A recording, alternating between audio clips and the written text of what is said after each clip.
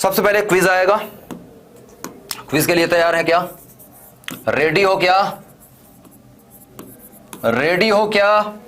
सभी बच्चे रेडी हैं क्या? रेडी है क्या? ठीक है, चलिए पहला क्वेश्चन ये रहा, जल्दी से।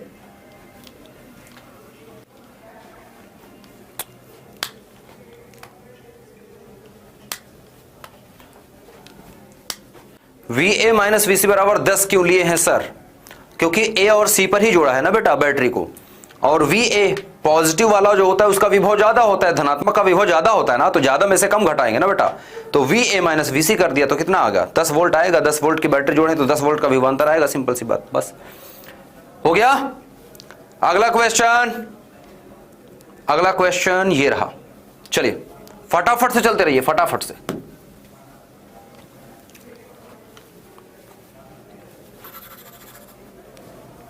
जल्दी बच्चे, हो गया?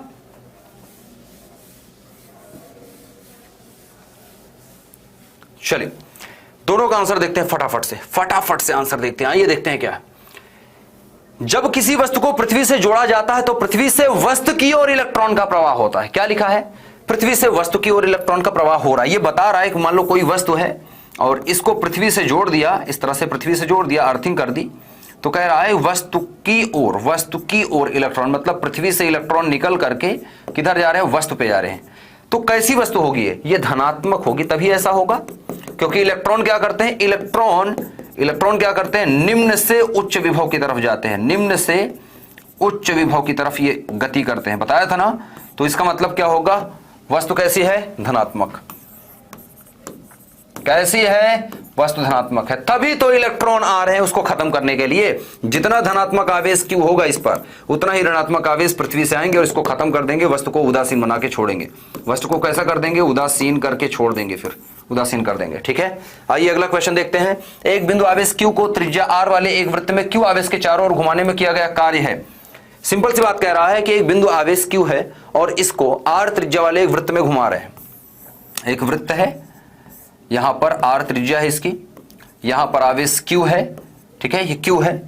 इस आवेश को घुमाया जा रहा है। घुमाया जा रहा है मतलब मान लो ये घूम रहा है, इस पर ऐसे चल रहा है, इस तरफ घूम सकता है, ऐसे मान लो घूम रहा है, ठीक है, चारों तरफ घूम रहा है। ये सेंटर है, सेंटर के अबाउट घूम रहा है चारों तरफ।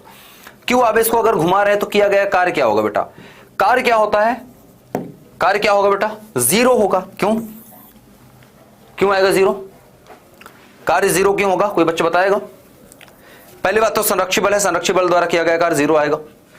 दूसरा बल, दूसरा मतलब दोनों के बीच में जो देखो तो विस्थापन 0 है ना, कुल मिलाकर कुल विस्थापन भी 0 है। और दूसरा चीज ऐसा भी बोल सकते हैं आप, जो लगने वाला बल है, बल अंदर की तरफ लग रहा है, क्योंकि आकर्षण बल अगर इनके बीच में या प्रतिकर्षण बल है तो अंदर की तरफ या बाहर की तरफ है, और इनका विस्थापन क्या है? लंबवत है, तो दोनों के बीच में 90 डिग्री का कोण है। तो आप जानते हैं कार्य बराबर क्या होता है? W बराबर F डॉट S, मतलब FS cos थीटा, और cos 90 डिग्री का मान कितना होता है? 0, तो सब 0 आ जाएगा। W बराबर 0, कोई कार्य नहीं किया जाएगा, 0 आएगा। ठीक है, आंसर क्या होगा? C is the correct answer. कक्षा 11वीं में आपने ये पढ़ा था ना, कार्य बराबर बल गुणे विस्थापन। ठीक है, तो इस तरह से निकालेंगे F dot S, FS cos theta, theta का मान 0 है, 0 का मान क्या हो गया? ठीक है, चलिए संधारित्रों का संयोजन सीखना है। मैंने आपको बता रखा है 2 तरह के संयोजन होते हैं। हम पहले सीखने वाले हैं श्रेणी क्रम संयोजन। श्रेणी क्रम संयोजन, ध्यान से सुनना, श्रेणी क्रम संयोजन सीखेंगे। समांतर क्रम संयोजन हम इसके बाद सीखेंगे, पहला श्रेणी क्रम संयोजन। श्रेणी क्रम का मतलब क्या होता है?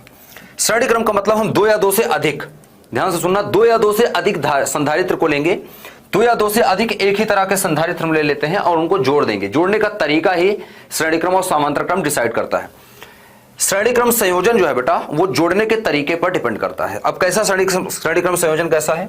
जैसे कि एक हमारे पास मान लो एक संधारित्र है, ठीक है, ये मान लो एक संधारित्र है, इसी तरह का एक संधारित्र और अगर मेरे पास हो और उसको कुछ ऐसा जोड़ें, मान लो ये पहला पॉइंट है संधारित्र का, ठीक है, संधारित्र है, इसी तरह के 3 संधारित्र है, मान लो 3 संधारित्र को लेकर चलते हैं, ज्यादातर 3 संधारित्र यूज किए जाते हैं, 3 संधारित्र ले लेते हैं।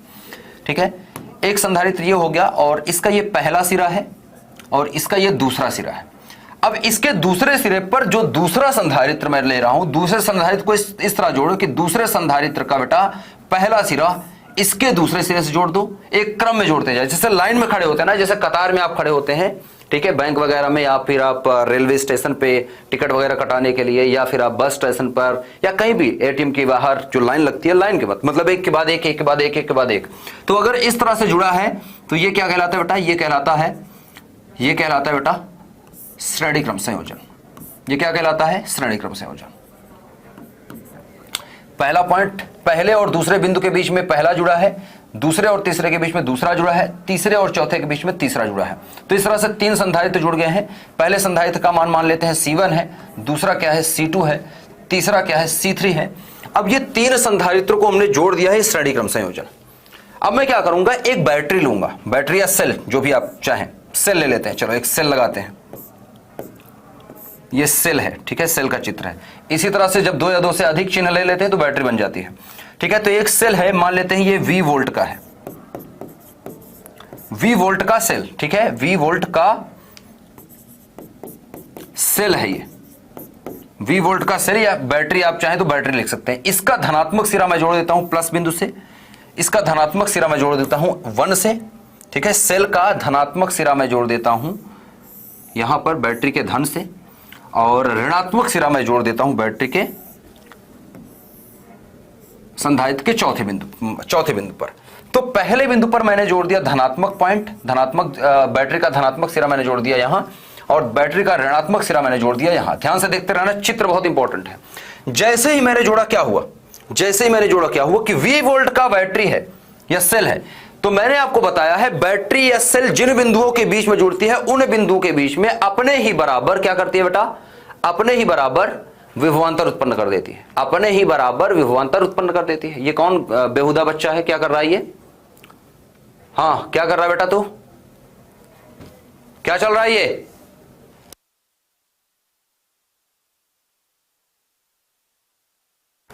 ठीक है, V वोल्ट का सेल। अब यहां पर अगर देखो तो पहले और दूसरे बिंदु के बीच में ये जुड़ा है, दूसरे और तीसरे के बीच में C2 जुड़ा है, तीसरे और चौथे के बीच में C3 जुड़ा है, लेकिन बैटरी जुड़ी है पहले पर और चौथे पर। इसका मतलब कि पहले और चौथे बिंदु के बीच में विभवांतर कितना आ जाएगा बेटा, V वोल्ट का। क्यों आ जाएगा, क्योंकि बैटरी जो जुड़ी है वो जुड़ी है पहले पर और चौथे पर। तो पहले और चौथे बिंदु के बीच में, पहले और चौथे के बीच में अगर बैटरी जुड़ी है तो बैटरी जितने वोल्ट की है उतने ही वोल्ट का विभवांतर उत्पन्न करेगी उन दोनों बिंदुओं पर। तो कौन कौन से बिंदु है, पहले और चौथे के बीच में। अब मुझे एक चीज नहीं पता है, यहां पर मुझे एक चीज ये नहीं पता है कि पहले संधारित्र का अगर मुझे पूछना हो कि पहले और दूसरे बिंदु के बीच का विभवांतर बताइए कितना है, नहीं पता है। दूसरे और तीसरे के बीच का विभवांतर क्या है, नहीं पता है। तीसरे और चौथे के बीच का विभवांतर क्या है, नहीं पता है। लेकिन मुझे पहले और चौथे के बीच का विभवांतर पता है, क्योंकि बैटरी को हमें पता है कि बैटरी V वोल्ट की है और मैंने उसको 1 और 4 के बीच में जोड़ रखा है। तो इसको नहीं पता है तो ऐसा करते हैं, हम मान लेते हैं कि माना इसका विभवांतर है V1 और ये इसका विभवांतर है बेटा यहां से पहले और दूसरे के बीच का विभवांतर है V2, और इसी तरह से तीसरे संधारित्र के सिरों का विभवांतर कितना है, V3। तो इस तरह से मैंने क्या किया, तीनों का अलग अलग विभवांतर मान लिया। मैंने क्या माना, पहला जो संधारित्र है उसके सिरों का विभवांतर क्या है, V1 है, दूसरे के सिरे का विभवांतर V2 है, तीसरे के सिरे का विभवांतर V3 है। ध्यान से सुनना, यहां पर मैं देख रहा हूं कि कुल विभवांतर पहले और चौथे के बीच में कितना है, V वोल्ट, V है ना, कुल विभवांतर कितना है, V है। और पहले का देखो तो पहले का ये है, दूसरे का ये है, तीसरे का ये है, मतलब पहले और चौथे के बीच में 3 छोटे छोटे विभवांतर हमने मान लिया। अर्थात ये तीनों विभवांतर को अगर मैं जोड़ दूं तो रिजल्टेंट इस विभवांतर के बराबर होना चाहिए, क्योंकि बैटरी के वजह से ही तो विभव उत्पन्न हो रहा है। तो इसका मतलब क्या है, इसका मतलब हम लिख सकते हैं कि जो V है वही बराबर है V1 plus V2 plus V3 के। ये बराबर होगा कि नहीं।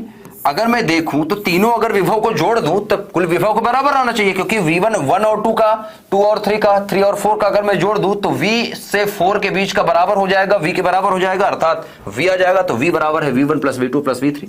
सिंपल सी बात, समीकरण 1 मान लो, इसको समीकरण 1 मान लेते हैं, ठीक है, समीकरण 1 मान लेते हैं। हमें निकालना क्या है, संधारित्रों का संयोजन, हमें तुल्य धारिता निकालनी है।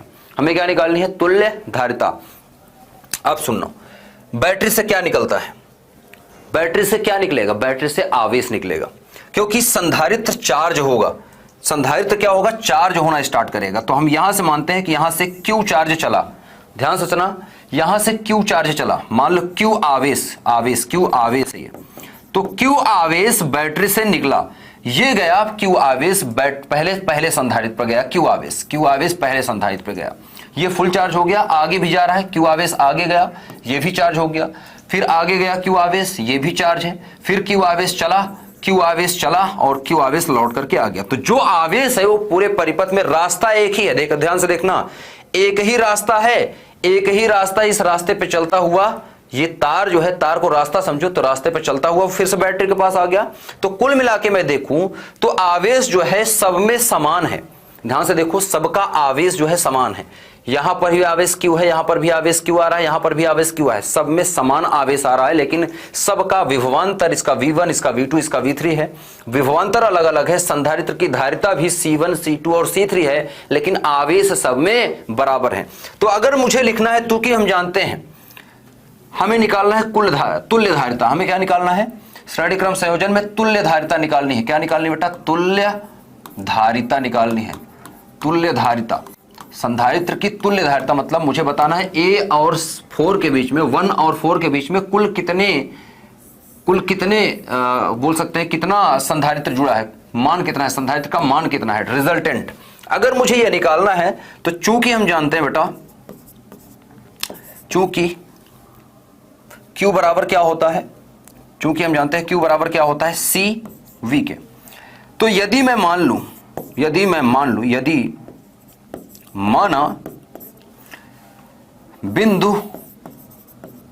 बिंदु 1 तथा 4 के बीच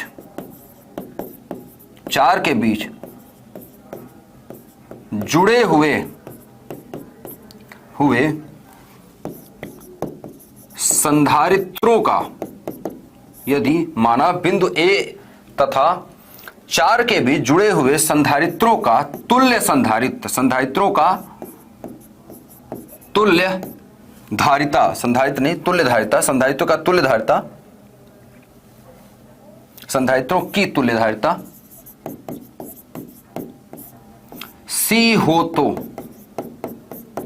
मान लेते हैं ना, C हो तो, या आप चाहो तो C मानो, या आप इसी को चाहो तो C की जगह पर लिख सकते हैं C तुल्य, C मानो या C तुल्य मानो, ठीक है, एक ही बात है, चाहे C लिखो या C तुल्य लिखो, एक ही बात है। तो अगर हम मान लेते हैं कि यहां से यहां के बीच, मतलब पहले से चौथे के बीच सिर्फ एक ही धारिता, एक ही संधारित्र जुड़ा है, जो है C तुल्य, जिसको हम बोल रहे हैं, क्योंकि तुल्य संधारित्र निकाल रहे हैं, तो मैं मान रहा हूं कि 1 और 4 के बीच तुल्य संधारित्र जुड़ा है, जो वो है C तुल्य, ठीक है, जो रिजल्टेंट मान आएगा वो आएगा C तुल्य। अब C तुल्य का मान निकाल रहे हैं, तो फॉर्मूला ये है हमारे पास, ये फॉर्मूला 2 है, फॉर्मूला 2 से Q बराबर क्या आएगा, CV, चूंकि Q बराबर है CV, तो C बराबर आ जाएगा Q बाई V के, हमें क्या निकालना है, C तुल्य, तो C तुल्य बराबर कितना आ जाएगा, C तुल्य बराबर, कुल आवेश कितना है, यहां पर भी Q है, कुल विभवांतर कितना है, V है, कुल विभवांतर 1 और 4 के बीच में, क्योंकि C तुल्य कहां है, 1 और 4 के बीच में, कुल कितना आ रहा है, तुल्य कितना आएगा, कुल आएगा V, तो Q बाई V, इसको समीकरण मान लेते हैं 3, ध्यान से देखते रहना, ये समीकरण मेरे लिए 3 है, ठीक है। इसी प्रकार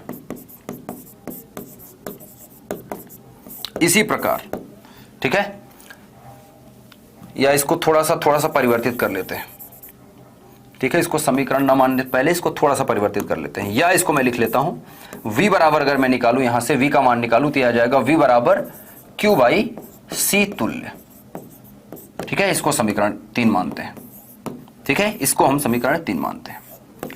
इसी प्रकार मैं निकालूंगा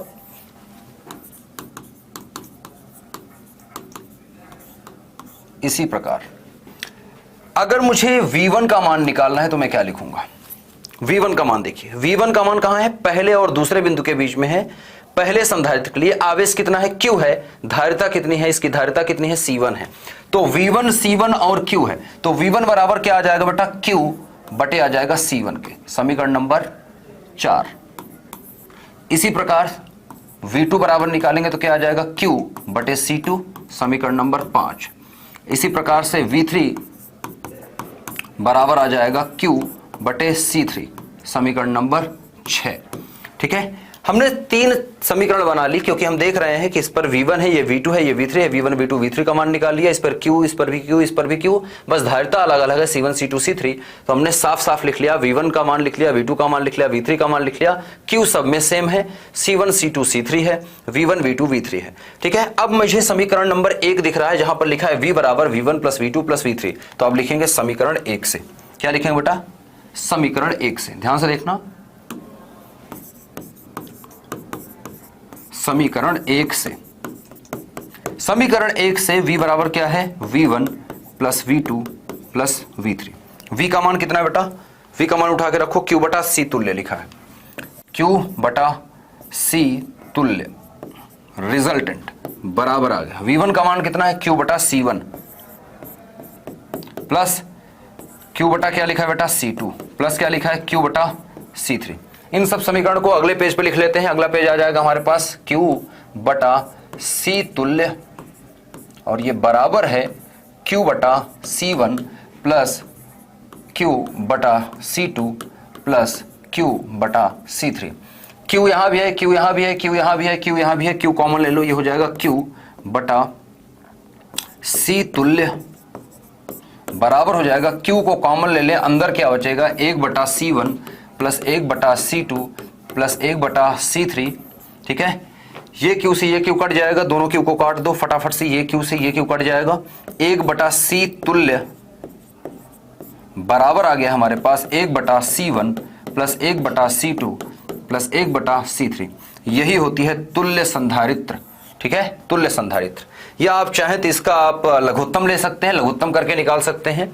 अगर आप लघुत्तम करके निकालना चाहते हैं तो लघुत्तम करके निकाल सकते हैं। लघुत्तम करके निकालेंगे तो C तुल्य का, अगर मैं, क्योंकि 1 बटा C तुल्य लिखा है ना, तो अगर मैं 1 बटा C तुल्य को हल करूं तो 1 बटा C तुल्य आ जाएगा हमारे पास। इसको मैं हल करूंगा तो बटे में आ जाएगा C1 C2 C3, यहां आ जाएगा C1 C2 plus C2 C3 plus C3 C1 के। तो C तुल्य पलट देंगे, बटे को पलटेंगे तो C तुल्य बराबर आ जाएगा हमारे पास C1 C2 C3 बटे आ जाएगा C1 C2 plus C2 C3 plus C3 C1 के। हालांकि जो इंपॉर्टेंट फॉर्मूला है वो आपका ये है। ठीक है, ये आपका इंपॉर्टेंट फॉर्मूला है, तो इसको इंपॉर्टेंट फॉर्मूला में हम इसको बोलेंगे। ठीक है, ये इंपॉर्टेंट फॉर्मूला है। अच्छा, यहां पर एक चीज ध्यान रखना, आप 1 बटा C तुल्य को अगर मैं चाहूं तो C तुल्य जो लिखा है ना, C तुल्य को अगर मैं चाहूं तो C भी लिख सकता हूं। मैं सिंपल सा C लिख दूं तो कोई दिक्कत नहीं आएगी। ठीक है, तुल्य मतलब रिजल्टेंट बेटा, नेट रिजल्टेंट। तुल्य क्या है? ठीक है, हिंदी नहीं आती क्या? कहां से आए हो? कहां से आ रहे हो? लंदन वगैरह से आए हो क्या? तुल्य का मतलब नहीं समझ में आता? तुल्य क्या होता है? रिजल्टेंट है ना, कुल कितना है। ठीक है, हाँ 2 होगा तो C1 C2 divide by C1 plus C2 हो जाएगा, बिल्कुल। अब यहां पर देखो C तुल्य बराबर ये आ गया हमारे पास। या मैं चाहूं तो अगर C तुल्य को C लिखना चाहूं तो मैं C लिख सकता हूं, तो 1 बटा C बराबर आ जाएगा 1 बटा C1 प्लस 1 बटा C2 प्लस 1 बटा C3। ठीक है, अगर 3 संधारित्र जुड़े हैं तो 2 होंगे तो 2 जोड़ेंगे। अगर मान लो यदि n संधारित्र जुड़े हों, n संधारित्र जुड़े हों, अगर n संधारित्र ऐसे जुड़ते चले जा रहे हैं, पता नहीं कहां तक हैं, तो अगर मैं निकालूंगा तो 1 बटा C बराबर आ जाएगा 1 बटा C1 प्लस 1 बटा C2 प्लस 1 बटा C3 प्लस 1 बटा C4। ठीक है, C4 plus dash dash dash dash dash dash dash dash plus 1 बटा CN, n तक जोड़ देंगे। अब यहीं पर अगर बोल दिया जाए यदि C1 बराबर C2 बराबर C3 बराबर C4 बराबर dash dash dash dash dash बराबर CN हो, मतलब जितने संधारित्र हैं सभी बराबर हों, अगर सभी का मान अगर बराबर है CN, सभी बराबर हो, उनको हम बोल दें कि चलो माना कि लेट से कि ये C है, ये C तुल्य की बात कर रहे हैं हम। ठीक है, C तुल्य की बात कर रहे हैं। ठीक है, C तुल्य की बात कर रहे हैं। अगर ये सभी बराबर है तो क्या करूंगा मैं? बराबर है तो क्या आ जाएगा? इसको अगर मैं बराबर के साथ जोड़ूं तो 1 बटा C तुल्य जो लिखा है ये क्या आ जाएगा? मैं n की बात कर रहा हूं। अगर बहुत सारे जुड़े सब बराबर है तो 1 बटा C प्लस 1 बटा C प्लस 1 बटा C प्लस 1 बटा C प्लस 1 बटा C, जितने हैं 1 बटा C हो जाएगा। कितने बार? n बार। कितने बार, n बार। तो ये आ जाएगा 1/c plus 1/c plus 1/c plus dash dash dash dash plus 1/c। कितने बार, n बार। ये कितना है, nवां है, ये इसका संख्या क्या है, ये nवां है, ठीक है, nवां पद है ये, याद रखिए, n बार जोड़ना है। तो 1 2 3 4 5 6 7 8 n बार जोड़ देंगे। अरे जोड़ेंगे क्या, n बार जोड़ेंगे तो क्या आ जाएगा, c तुल्य अगर निकालेंगे तो 1/c तुल्य अगर मैं लिखूं तो ये क्या आ जाएगा, ये सिंपल सी बात है, n/c आ जाएगा, ठीक है, n/c आएगा कि नहीं। n बार जोड़ रहे हैं तो n/c, क्यों, क्योंकि अगर मुझे इस तरह से, मैं अगर एग्जाम्पल के तौर पे आपको दिखाऊं, अगर 1/c तुल्य अगर दिया है और ये बराबर लिखा है, सिर्फ 2 को जोड़ के देखो, 1/c प्लस 1/c, 2 बार जोड़ के देखो कितना आएगा, c लघुत्तम आ जाएगा, ये हो जाएगा 1 + 1 कितना आ जाएगा, 2/c। तो जितने बार जोड़ रहे हैं वो ऊपर आ रहा है, 3 बार जोड़ेंगे, अगर एक बार और c लिख दूं मैं तो एक बार और 1 हो जाएगा, तो ये 3 आ जाएगा। 4 लिखूंगा तो 4, तो n लिखा है तो n आ गया ऊपर, n/c। तो c तुल्य कितना आ जाएगा,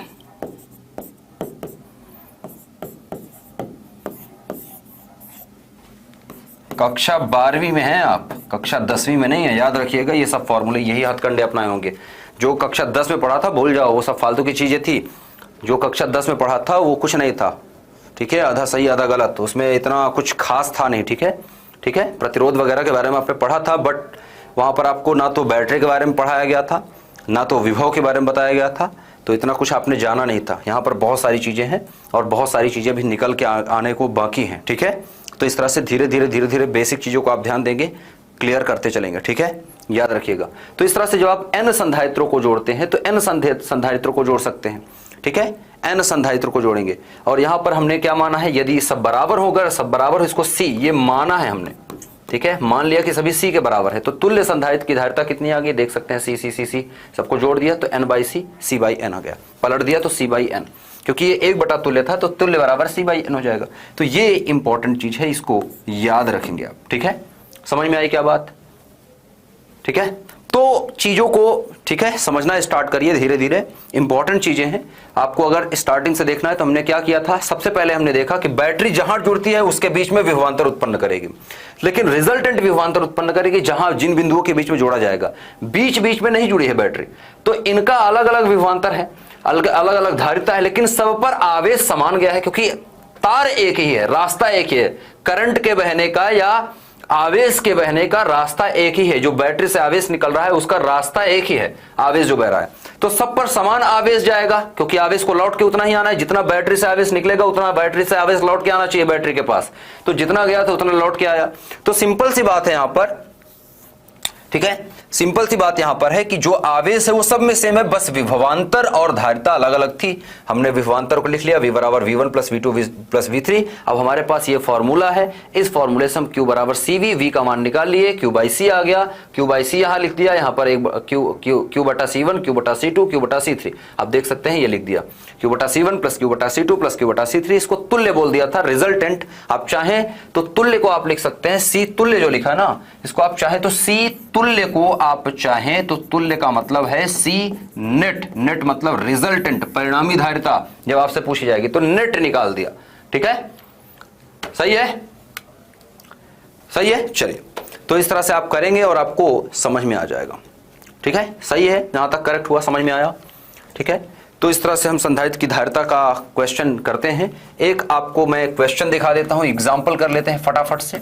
एक एग्जाम्पल है, इस तरह से संधारित्र दे रखा है, संयोजन दे रखा है इस तरह से, ठीक है। फिर ये तार मुड़ गया है थोड़ा सा, एक्चुअली थोड़ा सा आप कक्षा 10वीं में नहीं है तो अच्छे क्वेश्चन करिए ना, अच्छे लेवल के। आप कक्षा 10 में अगर नहीं है तो अच्छे लेवल का प्रश्न करिए फिर, ठीक है।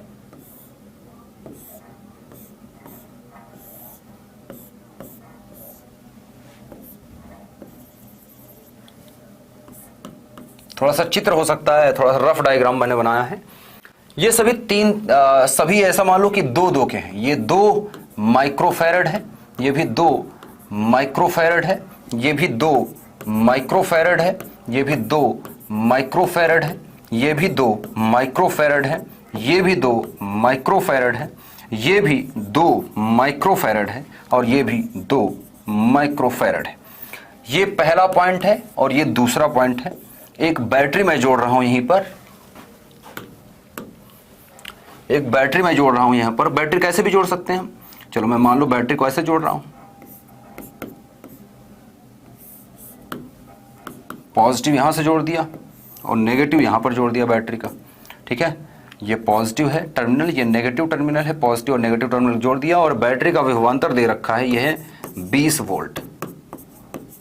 20 वोल्ट की बैटरी जोड़ दी। आपको बताना है तुल्य संधारित्र कितना है, तुल्य धारिता बतानी है। अब तुल्य धारिता अगर निकालनी है इसकी क्या करूंगा, मतलब मुझे बताना है ए और बी के बीच में तुल्य धारिता, मतलब मुझे बताना है C12 का मान कितना है। 12 मतलब 1 और 2 के बीच में तुल्य धारिता कितनी है। इसी को C12 लिखूं, मैं चाहूं तो C12 लिख करके लगा सकता हूं सवाल, मैं चाहूं तो इसको लिख सकता हूं C नेट लिख सकता हूं, मैं चाहूं तो इसको लिख सकता हूं C तुल्य, ठीक है, या मैं चाहूं तो सिर्फ C लिख सकता हूं। सिंपल सी बात है, ऐसा करके कुछ भी आप लिखा सकते हैं। तो आपको निकालना है इसका मान कितना है, 1 और 2 के बीच में तुल्य धारिता कितनी है, ये आपको निकालना है। कैसे देखेंगे, सिंपल सी बात, आप देखिए यहां पर जब जुड़ेगा तो यहां से आवेश जाएगा। देखिए ये समांतर क्रम में जुड़ा है, श्रेणी क्रम में, सिंपल सी बात है सभी श्रेणी क्रम में है, क्योंकि आवेश Q का अगर पीछा करेंगे आप, मान लीजिए बैटरी से आवेश निकला, इसका पीछा करो, रास्ता एक ही होना चाहिए। देखो रास्ता एक ही है, रास्ता बस मुड़ गया है लेकिन रास्ता एक ही है, रास्ता एक ही है, रास्ता 2 नहीं हो रहे, रास्ता एक ही है। आवेश दौड़ता आया और बैटरी के पास आ गया, मतलब सभी कैसे जुड़े हैं, श्रेणी क्रम में। तो कितने जुड़े हैं, 1 2 3 4 5 6 7 8 जुड़े हैं। C तुल्य लिखेंगे, C तुल्य बराबर, अब 1/C1 1/C2 8 बार करने से क्या मतलब है, कुल मिला के आ जाएगा सभी बराबर हैं तो N/C होता है। अब आपको पता है N का मान कितना है, 8 जुड़े हैं। C का मान आपको पता है कितने हैं, सब 2 माइक्रोफैरड के हैं, तो 2 माइक्रोफैरड लिखो ना, ठीक है, 2 माइक्रोफैरड के साथ है। सॉरी उल्टा हो गया ना, ये तो आंसर क्या आएगा, C/N लिखते हैं, N/C नहीं, मैंने उल्टा लिख दिया है, N/C नहीं C/N, ठीक है, क्या आएगा C/N। तो C का मान कितना है, 2 माइक्रोफैरड, और कितने जुड़े हैं, 8 जुड़े हैं, ठीक है, आंसर आ जाएगा 2/8 माइक्रोफैरड, ये आंसर है। अब आपको कैलकुलेट करने की क्या जरूरत है, पूरा 2/8 माइक्रोफैरड, 8/2 नहीं बेटा, 2/8 माइक्रोफैरड, 2/8 माइक्रोफैरड, ठीक है, 2/8 आएगा, ठीक है, 2/8 आएगा। 2 से काटोगे तो 2 1 कम 2 और 2 चौका 8, 1/4 आ जाएगा, ठीक है। तो 1/4 माइक्रोफैरड आप बोल सकते हैं, सिंपल सी बात, 1/4 माइक्रोफैरड, 1/4 माइक्रोफैरड आएगा, उल्टा नहीं लिखना। C/N होता है, N/C नहीं, ठीक है। 1/C तुल्य बराबर होता है N/C, देखो 1/C तुल्य बराबर होता है N/C, C तुल्य बराबर C/N, ठीक है। तो सिंपल सी बात है 2/8 माइक्रोफैरड, या इसको आप चाहें तो इसको लिख सकते हैं 1/4 माइक्रोफैरड के, तो 1/4 माइक्रोफैरड, या आप चाहें तो इसको भी लिख सकते हैं 0. ठीक है, कितना आ जाएगा, 2 4 दूनी 8 और 4 पंचे 20, 0.25 माइक्रोफैरड, आप चाहें तो इसको ऐसे लिख सकते हैं, ठीक है, 25 चौको 100 तो 0.25। तो इस तरह से क्वेश्चन हल करेंगे। आपको पता होना चाहिए कि इस तरह से, भले इस तरह से जाल कैसा भी मोड़ दे, तार, ये तार है ना, ये तो तार है, तार को कैसा भी मोड़ा जा सकता है। मैं इसको ऐसे मोड़ू तार, मैं तार को यहां से मोड़ के ऐसे ऐसे सुंदर तरीके से लाऊं, मैं तार को ऐसे ऐसे लेके आऊं, कोई फर्क नहीं पड़ता। तार से क्या मतलब है, आपको धारिता देखनी है, तार कैसे भी मोड़ दो, तार तो तार है ना, उसको सीधा सीधा मोड़ो तभी दिखेगा, क्या टेढ़ा मेढ़ा कैसा भी मोड़ दो तार, क्या फर्क पड़ता है। मैं बैटरी को ऐसा ना जोड़ता, मैं बैटरी को ऐसा जोड़ दूं, कोई फर्क पड़ेगा क्या, मतलब तो ये ना, आवेश को जाना है जाएगा भाई, तार है, ये तार है, सिंपल सी बात, तार है तो तार है, तार को तो कैसे भी कर सकते हैं, ठीक है। तो इस तरह लगाना है, तो इस तरह से क्वेश्चन होता है, राय राय तरीके से खत्म। ये हो गया राय और राय। नेक्स्ट लेक्चर में कल हम सीखेंगे समांतर क्रम संयोजन। अभी चलते हैं क्विज की तरफ। क्विज का क्वेश्चन आने को है आपके पास, ठीक है, तैयार रहना, क्वेश्चन आने को है, ठीक है बेटा, ठीक है।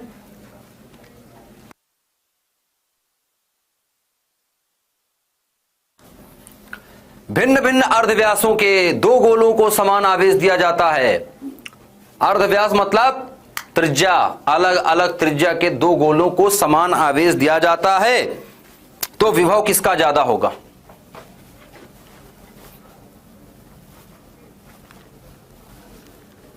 मतलब एक की त्रिज्या कम है, एक की त्रिज्या ज्यादा है, सिंपल सी बात है। भिन्न भिन्न मतलब अलग अलग त्रिज्या है, तो एक कम होगी एक की ज्यादा होगी ना, भिन्न भिन्न का मतलब यही है, नहीं तो समान होता दोनों का, तो मतलब बराबर आता, ठीक है। हो गया, हाँ जी हो गया क्या। अगला क्वेश्चन ये रहा, फटाफट से बेटा, बताइए बताइए बताइए बताइए बच्चे, ध्यान से करना ये प्रश्न।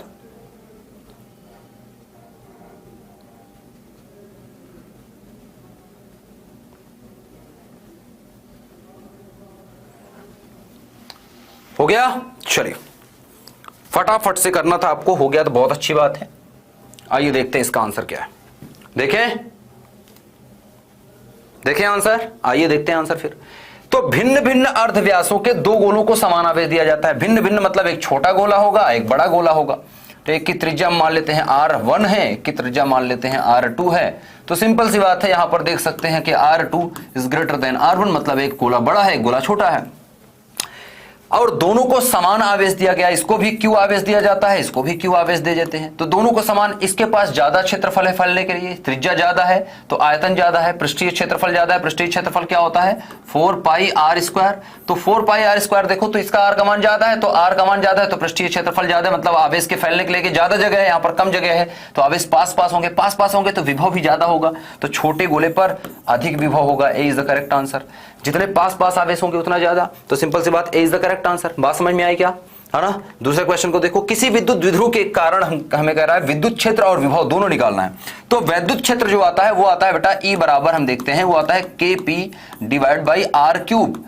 ठीक है, KP या 2KP बाई R³। तो सिंपल सी बात है, अगर मैं देखूं तो डायरेक्टली प्रोपोर्शनल बोल सकता हूं कि 1/R³ के, या इसको ऐसा लिख लो, E जो है डायरेक्टली प्रोपोर्शनल है 1/R³ के। ठीक है, और V की बात करें तो V डायरेक्टली प्रोपोर्शनल है 1/R² के। तो R³ और R² कहां है? R³ comma R², R³ comma R²। D number is the correct answer. तो D is the correct answer. Simple सी बात है। बात समझ में आई क्या? सही है।